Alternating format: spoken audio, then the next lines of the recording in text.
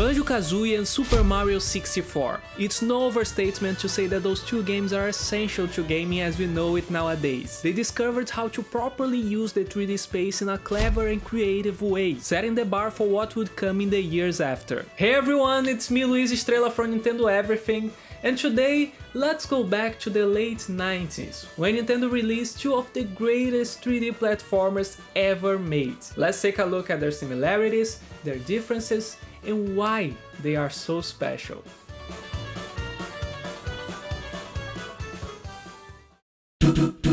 It's impossible for me to know because I wasn't there, but I imagine that when going from 2D to 3D, developers contemplated two possibilities. The first one was a safer approach, directly converting the 2D gameplay in 3D, with a fixed camera following the character, such as Crash Bandicoot or a 2.5D game. The second approach would be to change everything and try to understand the new rules and possibilities of three-dimensional level design. If you look at Mario's main series from the first Super Mario Bros. To Super Mario World, you can clearly see the series evolving little by little in each game, preserving the structure and core elements. Now, to throw a lot of that out in the window and start from zero was really ambitious. When you compare Super Mario 64 to its predecessor Super Mario World, maybe the biggest similarity between those two is the Italian Pumbler that you control. Apart from that, it's a totally different game. In classic Nintendo fashion, the franchise is usually a vessel that they fill with different gameplay ideas. It's a non-linear style of development full of experimentation, where the best ideas are selected and implemented in the game. Let's see the differences. They changed the classic overworld to Peach's Castle, where the player can actually explore and find the levels. The classic power-up system was abandoned for a health bar, and of course, linear levels were replaced by open areas with set missions. It was a new kind of Mario that easily impressed consumers and the perfect start of a new generation for Nintendo. Sometimes it almost feels as if Super Mario 64 was developed in a laboratory, with every design decision being extensively tested to see if it works in a 3D environment. Mario expansive and acrobatic moveset, open areas with a lot of verticality, missions that incite exploration, and more. Those elements may seem like a given nowadays, but of course it wasn't before Mario 64. Well, a studio that was known to work very closely with Nintendo was impressed with Mario 64 and decided to also develop something in that style. It probably wasn't like that, but I get the impression that Rare looked at Mario 64 and they said, okay, that's awesome, but we can make it better. Or maybe they just thought, we can put a special spin on this. Banjo-Kazooie came out just 1 year after Super Mario 64, which is impressive considering what this game did. Instead of using separate missions, Rare decided to let the player freely explore those worlds full of hidden collectibles, and when you're satisfied, you can choose to leave the level. It's an approach that changes the experience drastically, putting the focus on the collectibles instead of platforming challenges. A true collectathon. Of course, Banjo also moves very differently from Mario. He is slower with simpler jumps. However, his moveset gets interesting with Kazooie. A lot of the most creative moves involve teamwork and they are really fun to unlock, being useful in specific parts of the game. As I said, the focus is not always on platforming here. Exploration and puzzle solving are heavily involved, and using the right ability is usually a solution. Although the game really differentiates itself in the gameplay department, probably what most sets Banjo-Kazooie apart is its personality. The experience is full to the brim with memorable characters, places and scenes. Everything is silly and over the top. Objects have faces, characters insult each other, Kazooie can carry Banjo on its back and still run faster, you can transform into an ant or a cute alligator, and everyone in the game talks like this.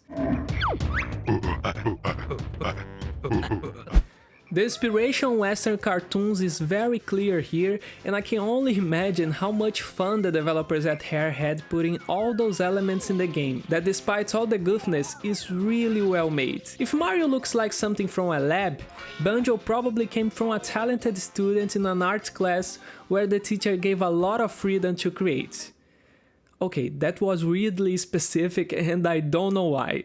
Let's continue. Rare was really amazing, and Banjo was probably one of their greatest achievements, spicing the 64 library just after the release of a great 3D platformer like Super Mario 64.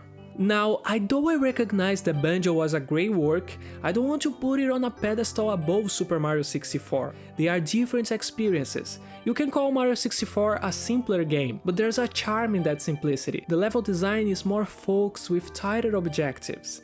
The game also has a magical feeling of discovery. Some levels are well hidden into the castle and you feel rewarded when you discover something like the flying level. So, from one side we have this crazy, silly and ridiculously fun style that only a British developer such as Rare could produce, and on the other side this magical, colorful and tight experience usually associated with Nintendo. It's impressive because we're talking about a lot of firsts for 3D development here. It's astounding to see how many things they got it right in the first try. Those games still are amazingly fun to play nowadays. Yeah, but of course they are not perfect. When we talk about pioneering and innovation, usually we are also talking about mistakes, because we are seeing a lot of elements for the first time. There are obvious problems that come to mind when we talk about early 3D games, such as the camera, and that's no exception for Mario and Banjo. The way each character control also does not feel as tight as it is in modern platformers. But what I personally consider the biggest problem is the construction of some spaces. In both games we start with great and well-divided open areas, where there's a clear path for the player, but also a lot of room for exploration. But in later levels, we see a lack of cohesion, without cues to guide the player, resulting in strange 3D spaces. In general, levels that are not intuitive to play and don't match well the moveset of those characters. The developers were likely trying to push for a challenge, but in the wrong way, confusing the player. Some later levels in Banjo-Kazooie in particular are actually exhausting to explore, with a high level of frustration when you die and lose all the musical notes. The same thing goes for some particular tricky stars in Mario 64. However, those problems are also part of the legacy left by those two games.